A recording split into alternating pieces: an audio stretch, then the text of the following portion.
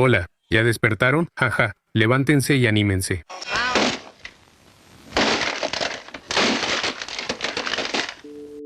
El Día de la Marmota es una película realmente única. A pesar de que la película salió hace mucho tiempo, en el lejano 1993, y muchos simplemente no la han visto, casi todos conocen la expresión Día de la Marmota. ¿Qué fecha es hoy?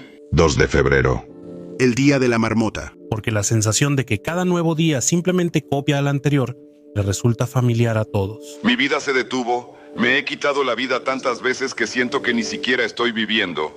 Millones de personas aman esta película por una razón comprensible y a veces incómoda, porque se ven reflejados en ella. Es más, si has visto El Día de la Marmota al menos una vez más, seguramente habrás notado que con cada nuevo visionado la película deja de parecer una simple comedia romántica, y mientras más envejeces, más inesperados, profundos y a veces incluso oscuros pensamientos te provoca esta película. Quizá no sea tan terrible después de todo. La vida no deja de ser la vida. Y eso no es casualidad, porque el guionista de El Día de la Marmota, Danny Rubin, originalmente concibió esta película de una forma un poco distinta a esa versión suavizada de Hollywood que finalmente vimos en pantalla. Conozco tanto tu rostro que podría esculpirlo con los ojos cerrados. Te amo.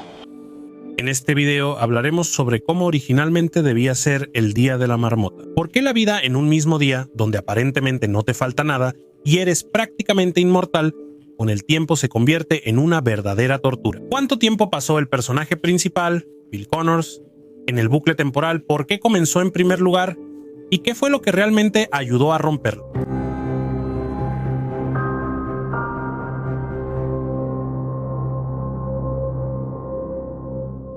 Como ya mencioné, con El Día de la Marmota ocurrió algo muy raro. La película ha sobrevivido varias décadas y su título literalmente se separó de la propia obra y ahora vive aparte de la misma película. Ese tipo de películas se pueden contar con los dedos de una mano. Se me ocurrieron ejemplos como Matrix y Santa Bárbara.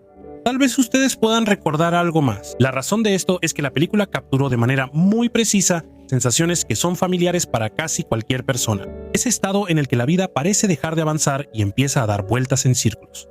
Te despiertas, café, camino, trabajo, teléfono, televisión, dormir. Y cada nuevo día simplemente copia un poco al anterior, una y otra vez.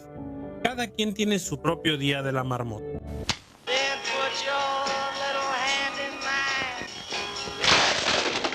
Pero la genialidad de la película no solo está en eso, sino también en que no solo muestra un problema que literalmente todos conocen, sino que poco a poco lleva al espectador a pensar en cómo se puede salir de ese estancamiento interno. Pero antes de entender cómo exactamente la película logra esto, primero repasemos rápidamente la trama del personaje principal, Phil Connors.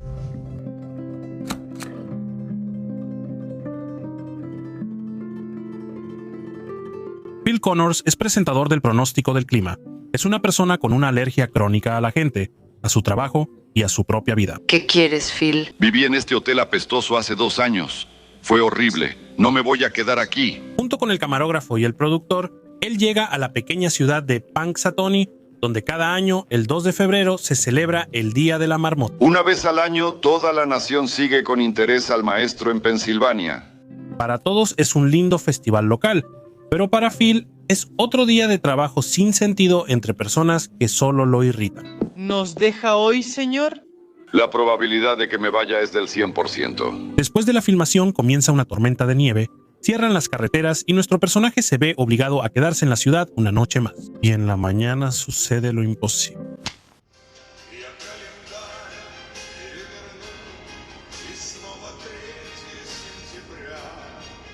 Phil vuelve a despertarse el 2 de febrero, con la misma canción en el mismo cuarto entre las mismas caras. Él queda atrapado en un bucle temporal. Al principio, Phil está en shock, pero luego entiende rápidamente que la situación le abre posibilidades ilimitadas. Puede robar dinero sin ser castigado, mentir, seducir mujeres, causar caos, comer lo que quiera y hacer literalmente todo sin consecuencias. Mañana, de todos modos, todo volverá a como estaba antes. Levantémonos y animémonos. No olvidemos ponernos los zapatos porque hoy hace bastante frío. Pero con el tiempo, Phil empieza a entender que para una persona es insoportable vivir en un mundo donde nada cambia. Phil intenta quitarse la vida, pero cada mañana la realidad lo resucita con indiferencia en la misma habitación. Me despertaba cada mañana sin un solo rasguño. Y solo en ese momento, cuando en lugar de intentar engañar al sistema, Phil comienza a cambiarse a sí mismo, aprende a tocar el piano, estudia francés y escultura y ayuda a los habitantes del pueblo. El señor Connors es mi verdadero amigo. Eres el mejor, mejor que todos. El tiempo finalmente empieza a moverse y una mañana finalmente llega el 3 de febrero. ¿Sabes qué día es hoy? Hoy es mañana. Sucedió. Ahora, cuando cuentas la trama de la película, parece que en el estudio debieron arrebatarle este guión al autor en cuanto lo vieron. La idea es tan simple y genial y al mismo tiempo infinitamente rica en situaciones cómicas. Pero en realidad, todo fue completamente diferente.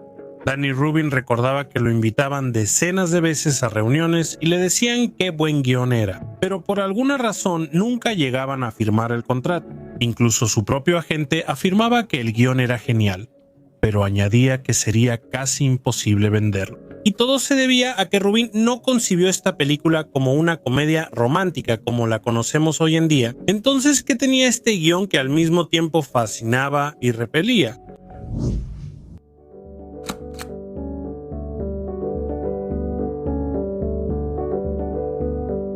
Como ya mencioné, durante mucho tiempo rechazaron el guión, pero al final, el destino unió a Danny Rubin con Harold Ramis, y precisamente eso fue lo que en gran medida determinó todos los cambios posteriores. El asunto es que Ramis era director de comedia. De hecho, toda su carrera giraba en torno al género de la comedia. Y, por supuesto, eso no podía dejar de influir en el guión de Rubin. Por ejemplo, según la idea original, el protagonista debía ser un joven de unos 25 a 30 años. Y si uno se adentra en la película, eso parece bastante lógico. Phil se comporta de manera arrogante e infantil, y según la idea, al principio de la historia debía ser una persona que aún no estaba completamente formada, para que al final experimentara una verdadera transformación interna. Por eso la juventud del protagonista en el guión parecía lógica. Pero Ramis llamó a su amigo Bill Murray para el papel principal. Murray ya había trabajado varias veces con Ramis. Además, trabajaron juntos en Los Cazafantasmas, donde Ramis no solo fue uno de los guionistas, sino que también interpretó uno de los papeles principales. Olvidamos probar nuestro equipo. Me temo que fue mi culpa. Yo también. ¿Por qué preocuparse? Cada uno de nosotros tiene un acelerador nuclear sin patente en la espalda.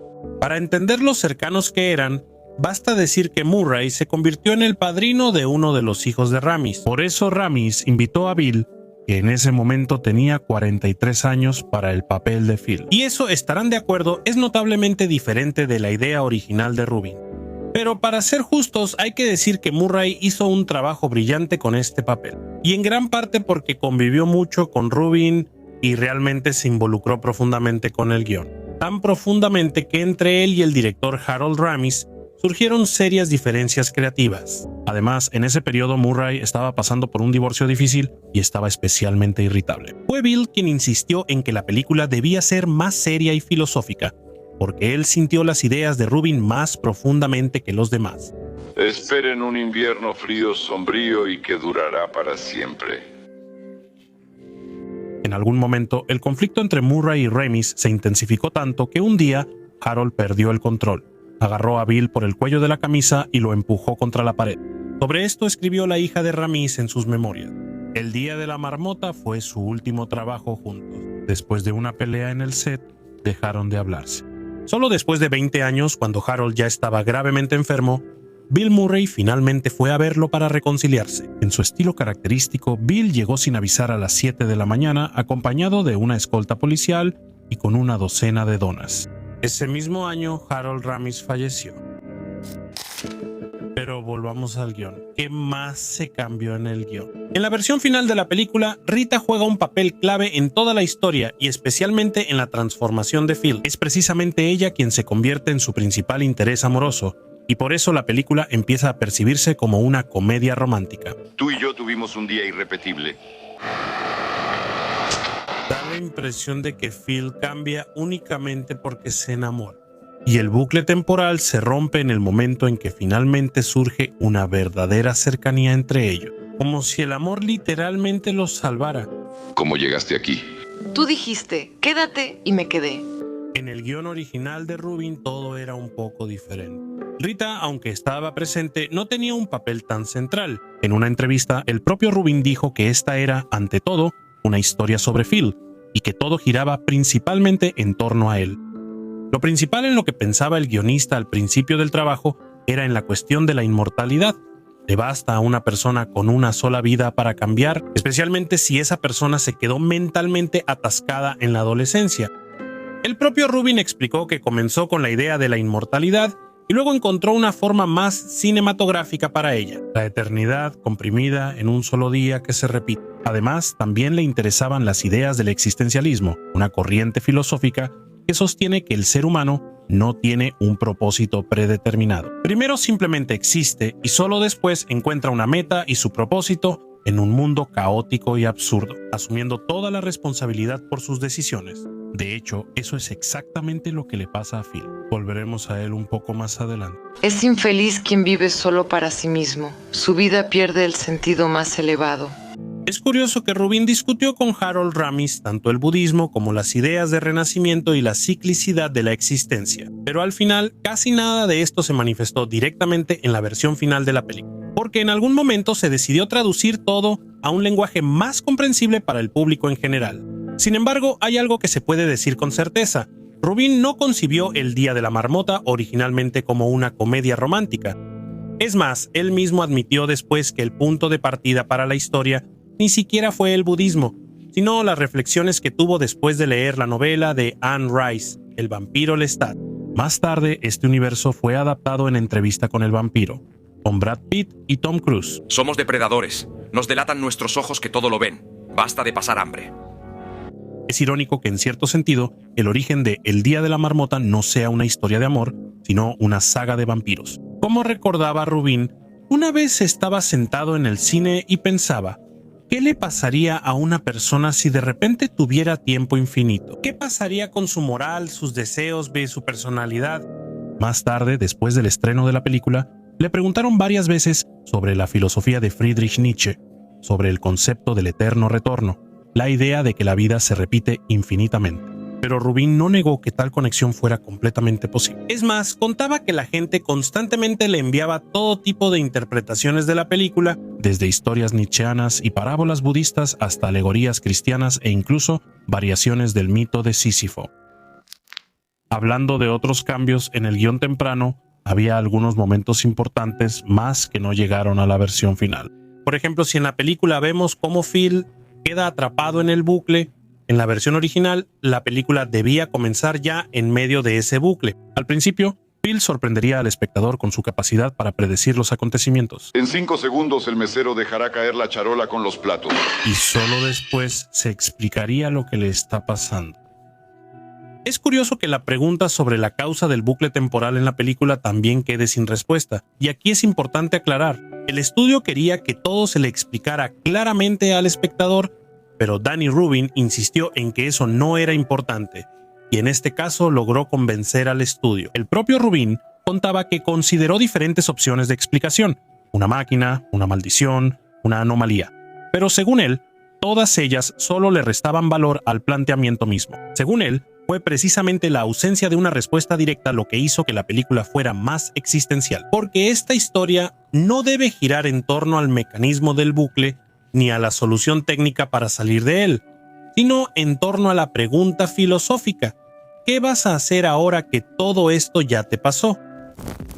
Además, en el guión original había una voz en off del propio Phil, que debía guiar al espectador a lo largo de toda la historia. En la película también se descartó esa idea, e incluso el final originalmente era mucho más cruel. En una de las versiones que Rubin contó después, tras la liberación de Phil, era Rita quien quedaba atrapada en el bucle. Pero al final la película rechazó ese giro tan cruel. Todo esto, al final, también influyó en la percepción del protagonista, Phil Connors.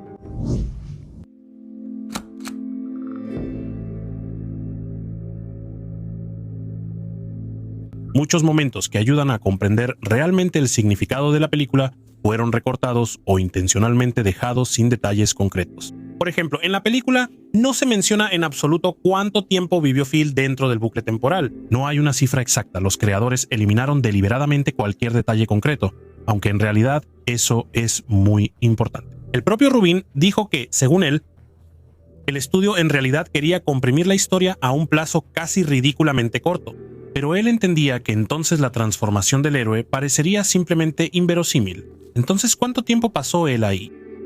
Si observamos las habilidades que Phil logra dominar, podemos sacar al menos algunas conclusiones aproximadas. Él empieza a hablar francés.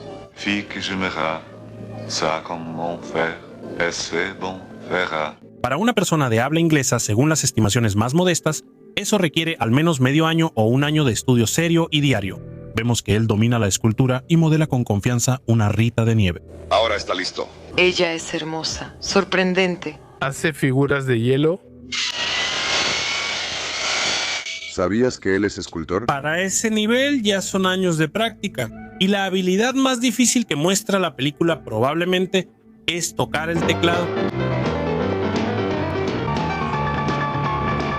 Con ese nivel de interpretación estamos hablando de unos 10 o 15 años de práctica muy consciente y regular.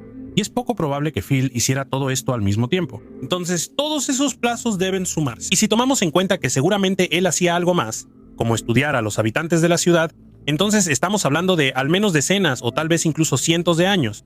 Para eso necesito un año. No, solo medio año. 4 o 5 horas al día y no hay problema.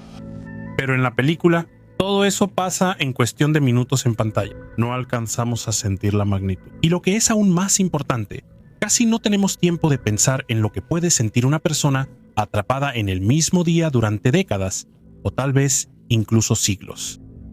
Y aquí ya no está de más recurrir a la psicología y la neurobiología.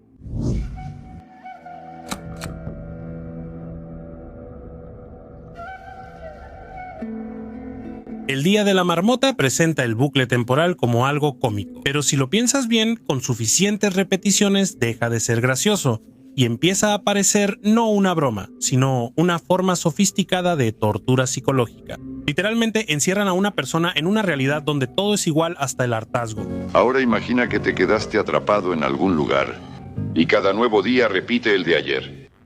Las mismas caras, las mismas conversaciones, el mismo día. Una estancia prolongada en esta realidad es bastante comparable con el estudio de personas que viven en condiciones de aislamiento y en un entorno cerrado. Por ejemplo, en estaciones antárticas o espacial. Todas estas investigaciones coinciden en una cosa: la monotonía y la limitación de opciones afectan el estado de ánimo, la satisfacción con la vida y las funciones cognitivas. ¿Y tú cómo estás, Phil? Ya toqué fondo, no hay salida. Desde el punto de vista de la neurobiología, el problema de Phil no es solo que el día se repite por sí mismo, sino que su mente queda atrapada en una previsibilidad casi estéril. El cerebro literalmente no tiene de dónde agarrarse, salvo crear desesperadamente algo nuevo para sí mismo. De ahí vienen sus intentos de aprender idiomas, tocar el piano, dominar la escultura, memorizar la ciudad hasta el más mínimo detalle. Y quizá lo más destructivo aquí ni siquiera es el aburrimiento, sino la pérdida de sentido. ¿Para qué hacer algo si mañana de todos modos será ayer? Parece que es precisamente desde aquí donde comienza la verdadera transformación de Phil. Básicamente, vemos cómo su psique pasa por etapas casi clásicas de aceptación de lo inevitable. Negación. Phil Connors. Ira. Phil Connors. Negociación. Dame una oportunidad. Depresión. Y solo después la aceptación. Phil Connors. Mi agente de seguros. Si recordamos el existencialismo, su idea principal es que el sentido no se le da al ser humano de antemano. Uno mismo tiene que crearlo. Y en algún momento Phil realmente empieza hasta encontrar ese sentido ayudando a la gente de este pequeño pueblo. Phil, tuviste suerte. El Día de la Marmota es único a su manera. Bajo la apariencia de una comedia, en realidad esconde reflexiones muy profundas, pero al mismo tiempo comprensibles para casi todos, sobre la vida. Me pregunto cómo habría salido esta película si la hubieran hecho exactamente como la imaginó Danny Rubin. Tal vez habría resultado más serio, más oscuro y filosófico, pero ¿se habría convertido realmente en una película popular? Hoy en día es imposible responder a esa pregunta de manera definitiva. Harold Ramis tal vez realmente simplificó la trama y suavizó el tono, pero fue precisamente por eso que hizo la película accesible para casi todos. Y quién sabe, tal vez por eso, después de tantos años, todavía lo recuerdan, y la expresión Día de la Marmota se ha convertido en parte de la cultura popular. Pero lo principal es que la película no solo muestra el problema de la repetición infinita, las rutinas aburridas y la sensación de que cada día es una copia del anterior, sino que también ofrece una respuesta sobre cómo se puede salir de ese estado. Para Phil, esto significa literalmente salir del bucle temporal, pero si llevamos esta pregunta más allá de la trama, adquiere un sentido más amplio. ¿Cómo volver a sentir felicidad y el sabor de la vida si no hay futuro y el mañana probablemente será otra copia del ayer? Y la respuesta a esto la esconde la película en el diálogo culminante de Phil. No importa lo que pase mañana ni el resto de mis días. Y soy feliz ahora. Te amo. Pero a primera vista puede parecer que todo se trata solo de que finalmente se acercó a Rita y se enamoró de ella. Pero si recordamos toda la historia previa de la película y cuál era la idea original, aquí lo importante es otra cosa. La clave no está solo en la declaración de amor, sino en que Phil por primera vez acepta la vida tal como es. No importa lo que pase mañana ni el resto de mis días. Y soy feliz ahora. Y básicamente dice que está lista para ser feliz aquí y ahora. Y tal vez precisamente en esto radica el principal comentario de la película sobre nuestra propia rutina. No esperar algún momento perfecto en el futuro. No posponer la vida para un mañana incierto que tal vez nunca llegue, sino aprender a encontrar sentido, plenitud y alegría en el presente, por monótono que parezca.